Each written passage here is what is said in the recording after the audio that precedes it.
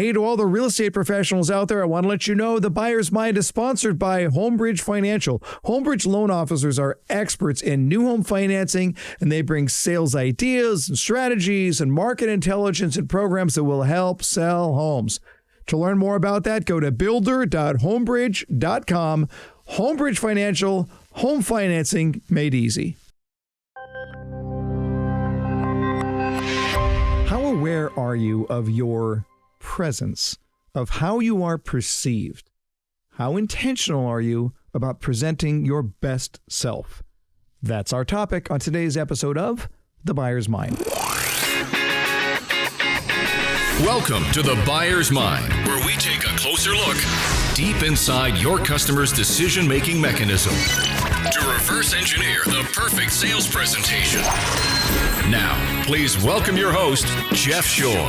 Well, welcome everyone once again to The Buyer's Mind. I'm your host, Jeff Shore, and this is the podcast where we talk about the way that customers make decisions. And today we're going to look at it and ask the question, what does your customer see in you? What does your customer see in you? Now, I want to start this way. I give a lot of keynote speeches. I really enjoy it. You give me a microphone and a stage and a few hundred people, I'm a happy guy. But not only do I give keynote speeches, but I study speakers. I study professional speakers, keynote speakers. One of the things that I've learned over time is that great speakers make it look effortless. When they're on stage, they look effortless. There is a grace and an ease to what it is that they do. So when I study some of the great speakers that I've gotten to know through the National Speakers Association, the Mark Sharonbrocks of the world and the Scott Strattons and Scott McCains, they make it look so easy. But here's the deal. You didn't see the hard part, right? You didn't see the hard part. There's a great podcast that I've been listening to. It's called the Standing Ovation Podcast with my friend Jay Baer, where he interviews keynote speakers about their craft and about what it is that they do. How do they craft their signature stories? How do they work their presence on the stage? It's a really great opportunity to learn from the best. But the fact of the matter is that your words count. Your inflection matters. Your look matters. And I'm not just talking about speakers now, I'm talking about sales professionals. How much are you thinking about these things? How much are you thinking about the way that you are perceived? Because your customer is thinking about these things a lot. And I mean a lot. When we think about what our customer is taking in when they meet us for the first time, their brain is fired up. They're active on so many levels as they start to think through, who is this person? How do they think? What do they want? What are they trying to accomplish here? How do I relate to them? Would I have a cup of coffee with this person? I mean, they're making a lot of decisions, and they're making those decisions based on how you present yourself, on how they perceive you.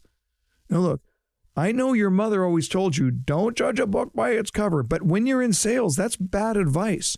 Your customer is going to be making decisions almost instantaneously about who you are, and that will largely be based on the way you carry yourself, on your presence, on your word choice, on your inflection, on your facial posture. You know, when I study professional speakers, man, I can see those speakers who are unrelatable because they're inauthentic or they're fake or they're overly scripted, but they just don't connect with their audience very well. It's the same thing with sales. It really, really is. Because when you consider those sales professionals who are just riveting, they're aware of their presence. They're aware that their words count, that their presence counts, that their posture counts. I think about Jerry Seinfeld. Sometimes in a coaching session, I'll show a video of Jerry Seinfeld in an interview that he did with the New York Times, where we talked about this 2-year process of writing this one joke about Pop-Tarts. It's a fascinating interview. But what's really interesting about it is that you see the craft that Jerry Seinfeld wants to perfect, right? You see him up there and you go, well, he makes it look so easy. Yeah, because he didn't see the hard part. Right? He's counting syllables. He's shaving letters off of words. He's looking for the perfect presentation. These things count. And today I want to introduce you to Michelle Bendien. She's the newest member of the Shore Consulting team. She is a prolific sales trainer. She was really, really strong in the area of sales and sales expertise. But her early career was actually in broadcasting. She was in radio broadcasting. So her inflection, her tone, her word choices were always on trial. Right, all the time that she was being judged, right? Because people would listen in, and there's no question about it. If you don't like the person you're listening to on the radio, it was real simple. You vote with your attention and you change the station. So she is someone who's had to pay very, very close attention to the way that we carry ourselves, to our inflection, to our word choices, to our tone, to our energy levels. And I thought you would enjoy getting to hear a little bit about how this translates into sales from the perspective of someone who has a career in radio broadcasting. Let's hear from Michelle Bendien. We got a special episode today as we welcome the newest member to the Shore Consulting team, Michelle Bendien. Michelle, how are you? I'm good, Jeff. Thank you so much. Thanks for having me. Oh, absolutely. Let's have some fun. Michelle, we're really thrilled to see the work that you are already doing with the team, the work that you will do with the team, because you're an expert in the area of sales and sales leadership. But I thought we might start by talking a little bit about your background, because you didn't start in the sales business. No, that's right. Actually, I was in radio. That was my first job out of college, and I was a radio announcer. So first of all, take me back. How does that work? You're in college. You're spinning a wheel or throwing a dart at a wall to try and determine what your major is going to be? Or did you look at you and say, someday I'm going to be on the radio? I was always involved in theater and different things of that nature, and radio intrigued me. And since I didn't want to go off and become a movie star, I thought that radio was a safe bet. Yeah. And so I got my start in radio right out of school, started by doing commercials and different things like that, and then landed an opportunity to be a morning and midday host eventually on radio. And this was in the Chicagoland area? Yes, this was in the Chicago market. When you were in college then, you said, that's what I want to do. I want to be on the radio. Is it that simple? You just had the drive and you followed it and actually worked for you? It did. It worked for me. Certainly had an opportunity to have an internship, which certainly helps. And was able to get my foot in the door and meet the right people and be at the right place at the right time. And it worked out. Your degree is in mass communications, correct? Mass communications. What does one study when they're going after a mass communications degree? It's a lot of English classes, writing classes. There's some journalism involved. You kind of run the whole gamut. There was theater in the mix. So I had dipped my toes in all of those categories. When I'm thinking about how we connect the dots then, because you did that for a while, eventually your career transferred and you started in the sales business. Over the time I've known you, I've always seen that word choices matter to you. I've seen it in your writing. I've seen it in your speaking, and not just in your word choices, but in your polish and in your delivery. Is it an occupational hazard when you see a salesperson who is a little lazy or a little sloppy in the way that they deliver their presentation? Does it drive you a little crazy? Well, it does. It certainly. And, and it has an impact on the customers that we serve. So words absolutely matter. And it's one way as sales professionals that we can differentiate ourselves from our competition, other sales professionals. When you think about this from the customer's perspective, let's talk about how that affects the customer and what the customer goes through when they're listening to a salesperson, perhaps contrasting one who is sharp and polished and really has thought through what are the right words and what's the right delivery of those words versus someone who is just sort of haphazardly walking through the process and almost making it up as they go. Well, one of the things, Jeff, that you teach us is the first few seconds before someone walks through the door are so critical. And then the first few seconds that somebody comes in the door, those seconds are very critical. And so we make an impression. Mm-hmm. And it's very difficult to change someone's perception of us. So not only the words that we use, but the inflection that we use. I mean, we've seen it when we've shopped other sales centers and have had interactions with sales professionals. If someone's flat, low energy, hi, how's it going today? Mm-hmm. Versus, someone who is upbeat and hi, welcome. Thanks for stopping in. There's just a different feeling right from the start. You had to deal with this in your radio broadcast days. There were times when, I mean, you're a human being, you have a bad day, your daughter's being difficult, and whatever it is, and then what happens here when that light goes on, the red light goes on, it says on air, you have to be 100% on. But is it something where you could just flip the switch the moment the red light came on, or did you have to be sort of gearing up for that moment? And what was your preparation for when you knew that your voice was going to be broadcast over the airways? Well, you do have to gear up for it. You have to be prepared. It's mental preparation. It's showtime. And it's the same thing with sales professionals when someone's coming in their doors. And so it doesn't really matter what the last 20 minutes, what happened. It doesn't matter what kind of day you're happening. You have one opportunity with this prospective customer that's standing in front of you, or when you're on the air with your audience member. Your voice is a tool, okay? And that tool can be used to inspire people, to motivate people, to energize people. Your words can also hurt people. So you have to be really, really careful and mindful of what you say and how you say it. Let me ask you this, because I think there's a real strong correlation, I'm guessing, between what you did in your broadcast days and what sales professionals have to deal with. You're live, right? You're in front of the audience right there. If you mess up, you can't say, you know what, hey, everybody, can we go back and do that again? I mean, you're live. It just went out there.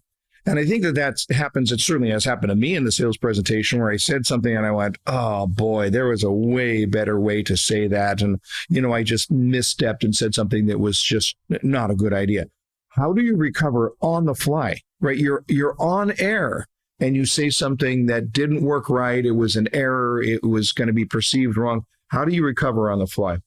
Yeah, that's difficult because there are no do-overs. No do-overs in radio. There's no unless you can, of course, if you're pre-recorded, something like that. But otherwise, you can't. And so I think more than anything, it goes about being proactive versus reactive, right? It's about knowing what you want to say or how you want to say it. You don't want it to be a canned pitch. You want it to be very natural, but it's knowing your craft so well that it can be very natural, that you can actually have a natural conversation. You have a path that you want to take. And you'll follow that path, but it'll also allow you to engage with your audience, whoever your audience may be, your prospective buyers. You've been working in the area of sales and sales leadership for quite some time now. How much of your experience as a broadcaster was transferable into your career in sales and sales leadership? It's transferred well. I think I've been able to use a lot of the skills. Because I think it's just, again, little subtle changes that we can make to words and phrases that we use that really can make a major difference in our presentation. It can take us from being a salesperson, just like everyone else, to a sales professional. You're elevating your presentation and you're elevating your experience for your buyers. Right. Well, and that's a really important point where you talk about the idea of going from a salesperson to a sales professional and what is that distinction? And I would just challenge our audience right now to ask that question of themselves. What's the difference between a salesperson and a sales professional? And one of the things about professionals is they flat work harder, right? They are more attentive and more intentional about their craft. If you think about an amateur golfer versus a professional golfer, if you think about anybody who's going from that amateur level to the professional level, they're just going to work much, much harder. And I know that that's true for you too. Now in the sales training world, I see you work extremely diligently to try to perfect your craft. I'm kind of curious, what was it that first got you thinking, training and coaching, that's what I want to do? You've been doing it for some time now, but what was it that caused you to say, that's really what I want to do? Well, it was the next step of learning and growing and, an opportunity to help others, to motivate, to energize, to inspire people to be just the best version of themselves that they can possibly be. It's not easy. It takes a lot of work and it takes a lot of dedication. But that's where my joy and what I really love to do. And it's so fun to see people transform and become the best version of themselves that's possible.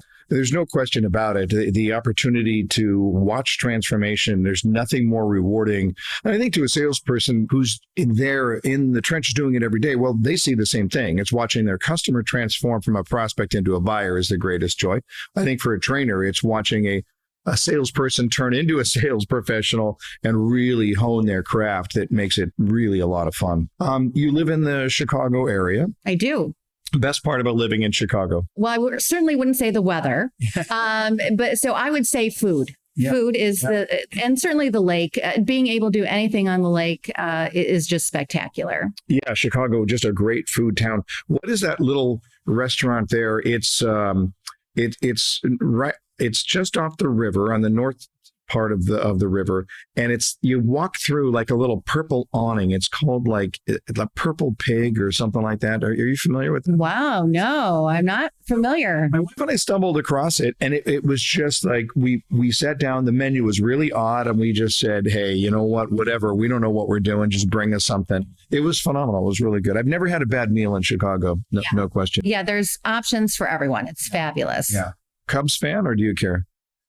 You know what? I would never confess which sport team. Not in Chicago. You just don't do it. No, just don't. I don't kiss and tell. So yeah. Right. No, it's a great city. It really, really is. As you're thinking through now, sort of what happens next in your career, and now that you're especially on the Shore Consulting team, we're so thrilled to have you here. What are you looking forward to the most? I'm a student of my profession. I'm just going to continue to work hard and be the best sales trainer that I can possibly be. Yeah. And I'm really excited about the opportunity to do that. Awesome. So before you go, tradition here on the Buyer's Mind, we'll put you on the hot seat, some rapid fire questions, rapid fire answers. Ready? Ready. All right. The artist you listened to most in high school? Sting. Love it. A book you read early in life that had a profound impact on the rest of your life? Peter's Principle. Oh, yeah. The Peter Principle is a great book, no question. A movie that you've seen many times, but you can't help it when it comes on, you have to watch. Casablanca. You know what? I've never seen Casablanca. Oh, you have to see Casablanca.